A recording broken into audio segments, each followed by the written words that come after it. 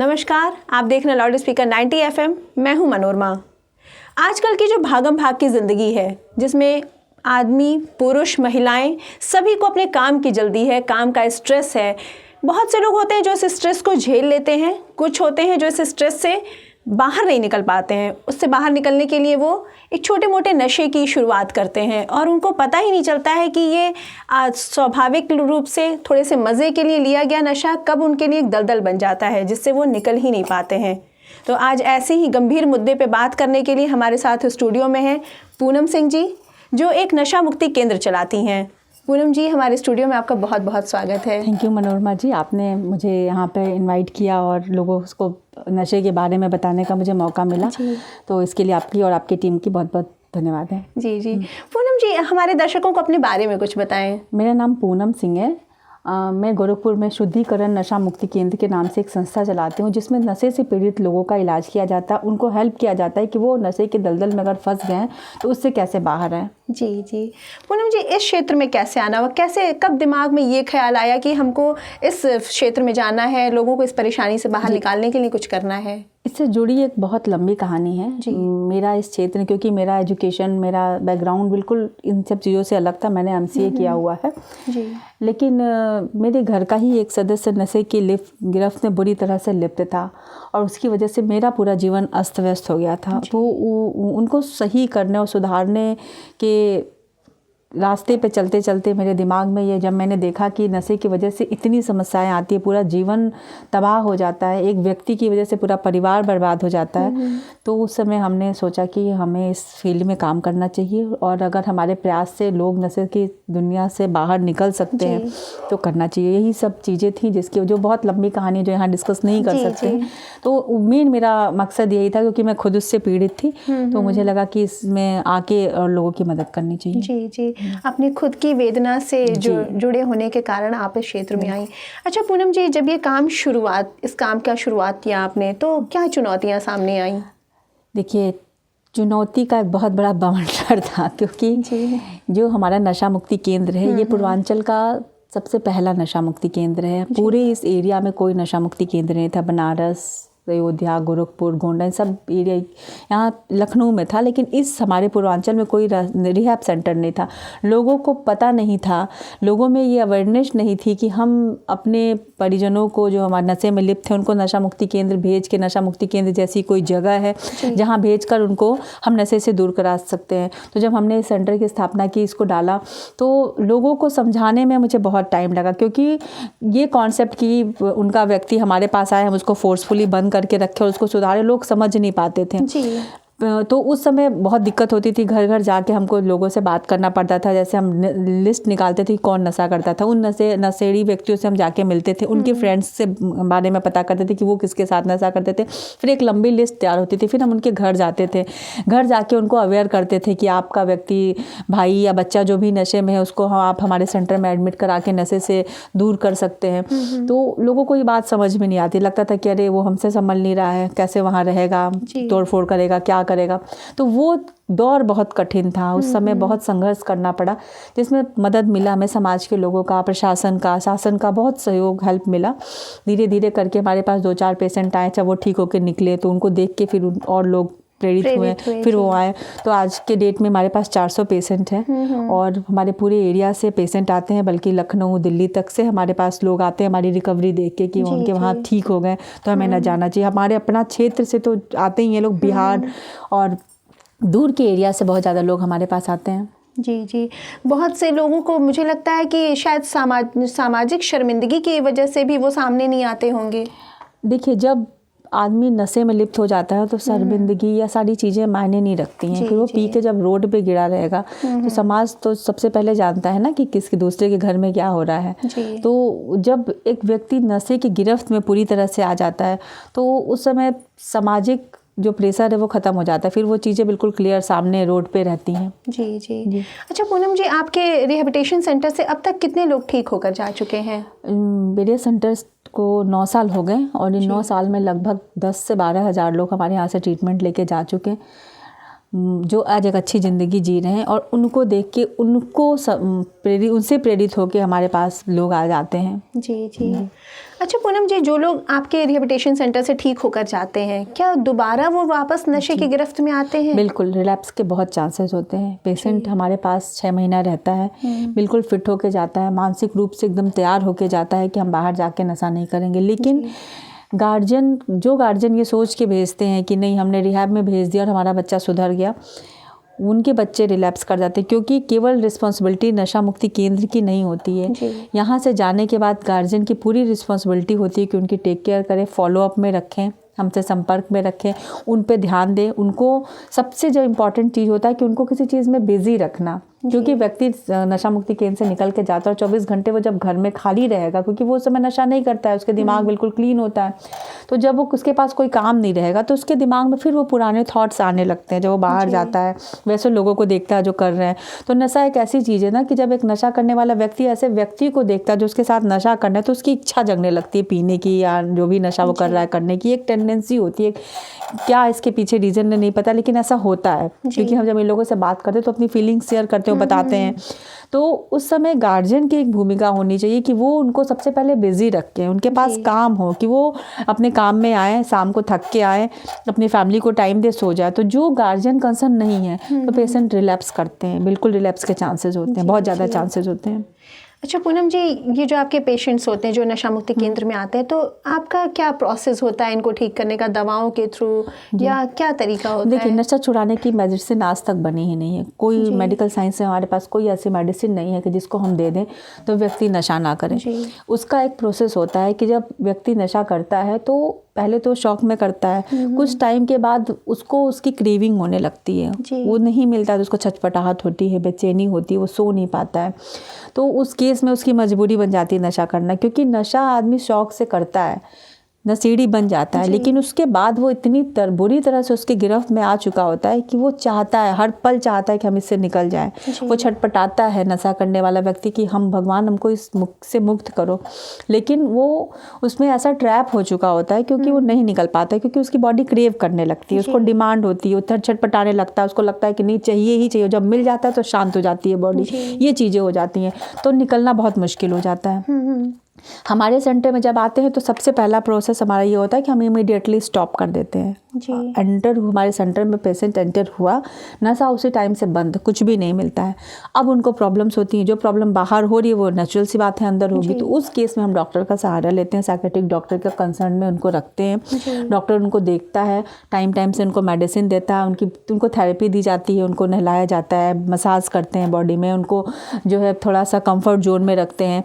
10 से 12 दिन का विड्रॉलिंग का प्रोसेस होता है, उसको करने के बाद धीरे धीरे वो मजबूत होते हैं और नशे से बाहर आने के लिए एक लंबा प्रोसेस है 6 मंथ का, उससे वो उनको गुजरना होता है। 6 महीने तक वो बाहर नहीं जा सकते हैं, 6 महीने तक उनको कोई नशा नहीं मिलेगा, तो धीरे धीरे बॉडी सेट होती है बिना नशे के। अच्छा पूनम जी, ज़्यादातर देखने में आता है कि पुरुष नशे के आदी होते हैं, क्या आपके पास महिलाओं के भी केस आते हैं? बिल्कुल, ये हमारा जो देश है पुरुष प्रधान है और नेचुरल सी बात है, पुरुष ही ज़्यादा नशा करते हैं, महिलाओं की संख्या कम है। लेकिन अब महिलाओं की संख्या बढ़ रही है, अब महिलाएं नशे में आ रही हैं। मेरे पास बहुत क्वेरीज आती हैं, बहुत लंबी क्वेरी आती है महिलाओं के लिए कि हमारा यहाँ एक महिला है नशा कर रही है, उसको कैसे छुड़ाया जाए।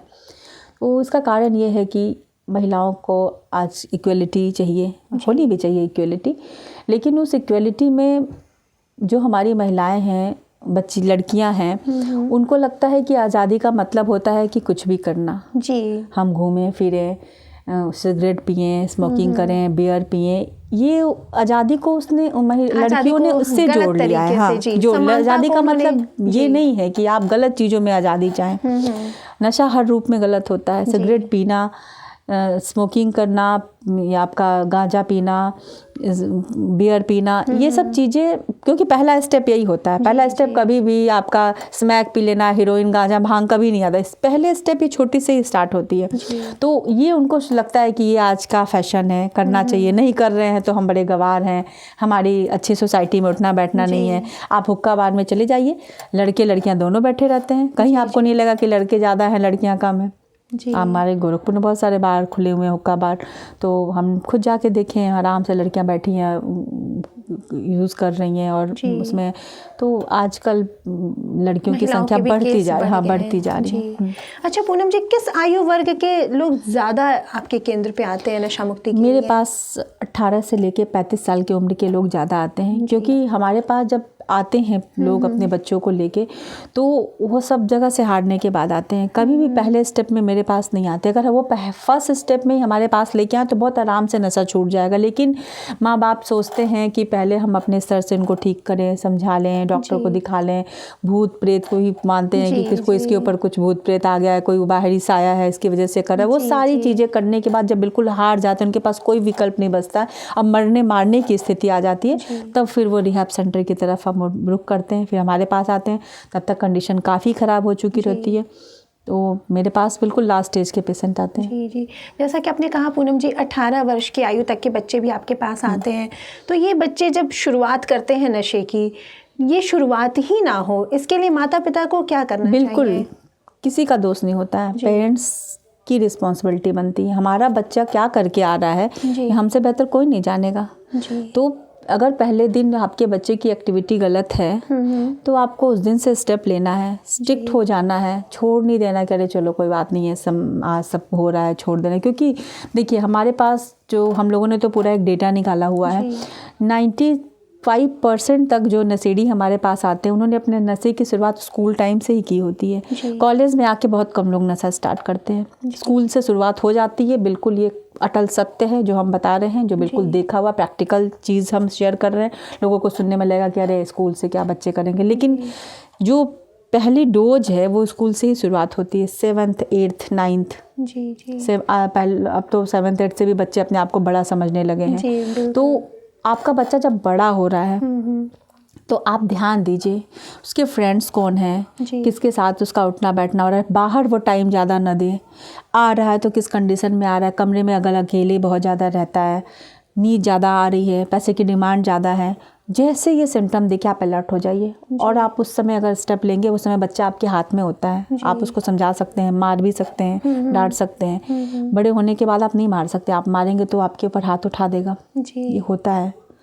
तो जब आपके हाथ में चीज़ें हैं तब आप अगर कंसर्न हो गए, क्योंकि हम गार्जियन को ही दोषी मानते हैं। जी होता है ये। और आजकल का जो परिवेश है जिसमें माँ बाप दोनों ही कामकाजी हैं, बच्चे को समय नहीं दे पा रहे हैं, बच्चा मोबाइल में ज़्यादातर। बिल्कुल, मोबाइल बहुत बड़ा आज के ज़माने में, आज के टाइम में मोबाइल बहुत बड़ा दुश्मन है। मोबाइल से सारी चीज़ें चल रही हैं, लेकिन बच्चों को बिगड़ने में मोबाइल का बहुत बड़ा हाथ है।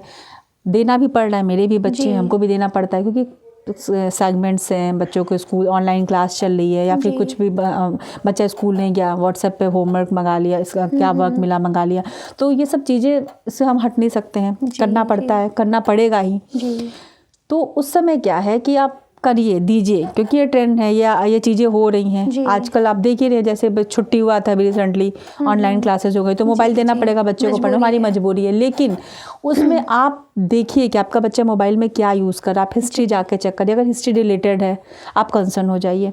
बच्चे की चैट लिस्ट देखिए, उसके फ्रेंड्स कौन है, फ्रेंड्स के साथ क्या बात कर रहा है, डेली आप चैट चेक करिए, उसमें कोई वो बात नहीं है। आपकी रिस्पॉन्सिबिलिटी है, आपका बच्चा, सारी चीज़ें आप सारा मेहनत हम अपने बच्चों के लिए ना करते हैं, वो अगर गलत रास्ते पे चलेगा तो सब कुछ बेकार है।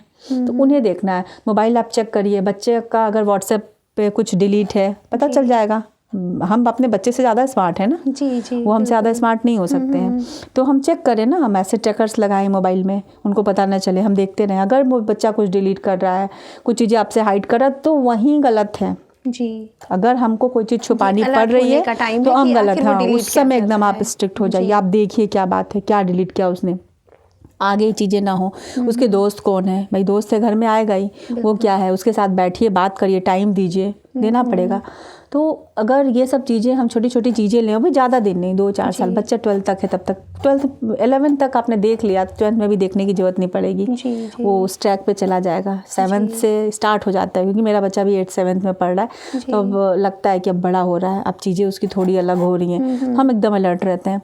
तो हो जाइए, 3-4 साल अपने बच्चों को आपको देना पड़ेगा अगर उसको अच्छा जीवन देना चाहते हो, कि वही हमारा भविष्य है। हम जो मेहनत दिन रात करते हैं बच्चों की, हमने अपनी ज़िंदगी जी ली जो जीना था, अब हमारे बच्चों की लाइफ है, और हम जो भी आज कर रहे हैं बच्चों के लिए तो कर रहे हैं, हमारे लिए तो ठीक है, जो हुआ सो हुआ, जितना बीत गया, अब उनको संवारने के लिए करते हैं, फिर वही गलत हो जाएंगे तो हम सब कुछ बना के क्या करेंगे। तो मेरा गार्जियन से ये हाथ जोड़ के अनुरोध है कि आप अपने बच्चों को देखिए, उनको समय दीजिए, उनके दोस्तों को देखिए, वो किसके साथ उठ बैठ रहे, मोबाइल पे अगर वो मोबाइल यूज़ कर रहे हैं तो क्या देखते हैं, किस में आपके बच्चे का इंटरेस्ट है। अगर आपने इतना भी टाइम आप अपने बच्चों के लिए नहीं निकाल पाएंगे तो सब कुछ बेकार है, आपका कुछ भी करना बेकार है। तो आपके हाथ में आपका बच्चा है, इस भारत का भविष्य आप लोगों के हाथ में है। आप अगर कंसर्न हो गए, अपने बच्चों को 7th 8th 9th 10th तक देख लिया, उसको उस समय तक एक ट्रैक पे ला दिया, तो आपका बच्चा कहीं नहीं बिगड़ेगा, ये मेरी गारंटी है जी। अच्छा पूनम जी, ये तो हुई माँ बाप की जिम्मेदारी। अगर वो इस जिम्मेदारी से चूक जाते हैं, उनका बच्चा नशे की गिरफ्त में आ ही गया है, तो फिर उनको क्या करना चाहिए? अब आ चुका है तो नेक्स्ट स्टेप है सुधारना। पीछे देखने का कोई मतलब नहीं है, क्यों हुआ क्या हुआ, अब सुधारना है। सबसे पहले तो आप उनको घर में रखने की कोशिश करिए, प्रयास करिए कि वो बाहर के लोग से इंटरेक्शन कम करें, नशा करना बंद करें।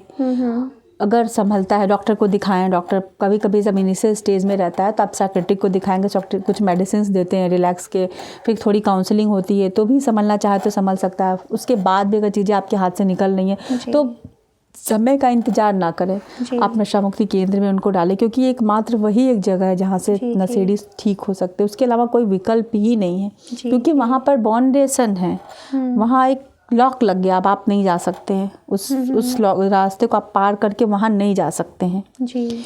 और नशे की कंडीशन में यही एक चीज़ काम करती है जी। क्योंकि वहाँ बुद्धि विवेक शून्य हो जाता है। मेरे पास डॉक्टर, इंजीनियर, बड़े दुर्भाग्य की बात है कि एक कमिश्नर तक हमारे पास एडमिट रहे हैं। अब वो एक कमिश्नर बनने के लिए एक इंसान को कितना पढ़ना पड़ता है ये आप समझ सकते हैं मनोरमा।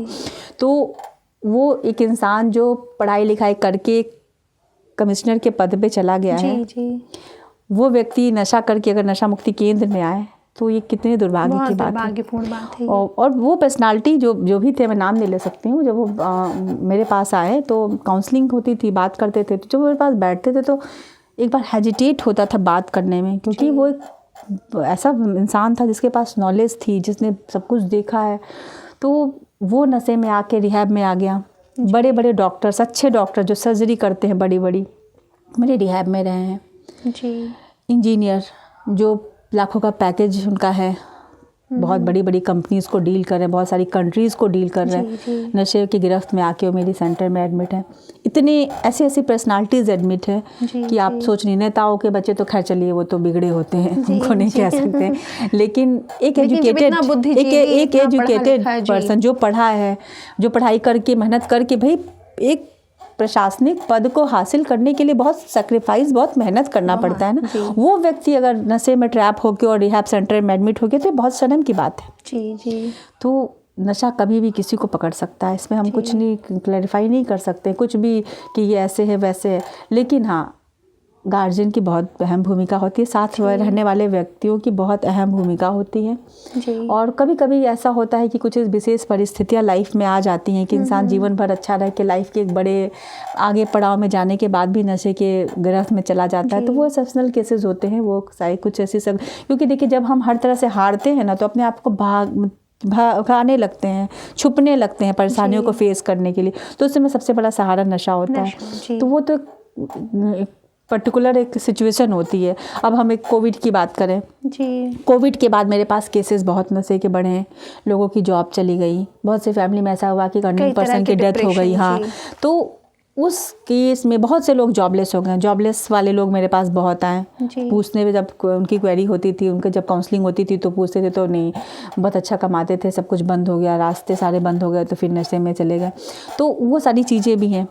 तो नशा करने के बहुत सारे कारण होते हैं, लेकिन जो एक बड़ा वर्ग नशे में जाता है वो मजे के में नशा करता है। ज़्यादातर लोग मजे के लिए स्कूल टाइम में जो स्टार्ट करते हैं बच्चे, वो एक बड़ी लंबी क्राउड होती है जो नशे की गिरफ्त में चली आती है। उसको ध्यान देने के लिए गार्जियन को ध्यान देना होगा। दूसरे जो बच्चे बाहर पढ़ने के लिए जाते हैं, तैयारी करने के लिए बाहर भेज देते हैं माँ बाप, मजबूरी है, पढ़ना भेजना पड़ता है, वहाँ पर एक गिरोह चलता है जी जो बच्चों को नशा कराता है, जी जी और उसमें जो बहुत कम बच्चे हैं जो पढ़ के और उस चीज़ को क्वालिफाई कर पाते हैं। जी बहुत ज़्यादा लंबी संख्या में लोग जो होते हैं वो नशे में ट्रैप हो जाते हैं। जैसे कोटा है, दिल्ली है, यहाँ पे जो बच्चे तैयारी करने के लिए आते हैं, कोटा का ही एग्जांपल बच्चों के ऊपर भी माँ बाप का इतना प्रेशर होता है पढ़ाई में, पढ़ाई का, फिर वहाँ पर है। उन लोग का एक गिरोह होता है जो बच्चों को नशा कराते हैं, जिनका काम होता है ट्रैप करना। उनको टारगेट दिया आता है कितने बच्चों को पकड़ना है, क्योंकि वो एक बहुत लंबा एक ट्रैफिकिंग है जिसको क्या कह सकते हैं। जी जी तो उस पर तो चर्चा करना उचित नहीं होगा। जी जी लेकिन ये चीज़ें हैं। अच्छा पूनम जी, जैसा आपने कहा कि कुछ दवाएं इन लोग को दी जाती हैं, इन दवाओं के भी साइड इफ़ेक्ट्स होते हैं? नहीं, नशा छोड़ने की कोई दवा नहीं दी जाती। हाँ, नशा में जब इंसान विड्रॉल में होता है तो कुछ ऐसे मेडिसिन होती है जो उनको कंट्रोल करे। जैसे मान लीजिए कि बॉडी में शिवरिंग हो रही है, फीट्स आते हैं, तो उसको कंट्रोल करने के लिए मेडिसिन देनी पड़ती है स्टार्टिंग फेज में।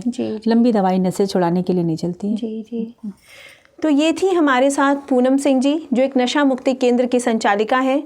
आप इन बातों को जब सुनेंगे, सारी डिटेल देखेंगे, तो आप जानेंगे कि नशा एक कितना गहरा दलदल है जिसमें जाने के बाद इंसान को निकलना मुश्किल होता है। तो पूनम जी के साथ साथ मैं भी आपसे अनुरोध करूँगी कि इस तरह के मज़े से खुद को दूर रखें। इसी तरह की और भी कई तरह की जानकारियों को लेके और भी शहर की मशहूर शख्सियत को लेकर आपके सामने फिर से हाजिर होंगी। तब तक देखते और सुनते रहिए लाउड स्पीकर 90 FM। बजाओ बजाओ ज़रा झूम के बजाओ।